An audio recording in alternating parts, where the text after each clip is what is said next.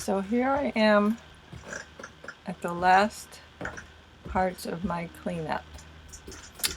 Here's some stuff I'm going to donate to thrift stores. Some things I need to put away. And I've cleaned out, well, I'm working on cleaning out my shed, which I've mostly got cleared out and sorting through things that I want to get rid of and keep. And I'm going to organize this area. There, I've got that all organized right there. And working on the thrift store. Hi, puppies! Were you hanging out with me while I cleaned the patio?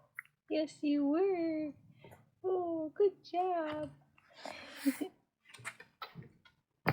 Working on the thrift store stuff that's ready to go.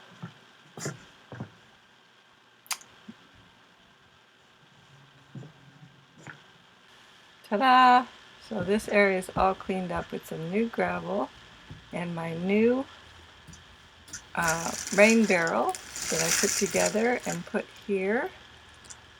And I attached it to the other one with a hose so that the old one can drain the overflow into the new one. Let me see if you can see that hose. And there's the old one. And things are all cleaned up and organized. A few more things to go to the thrift store still. And this is all organized over here. And this is still cleaned up from before.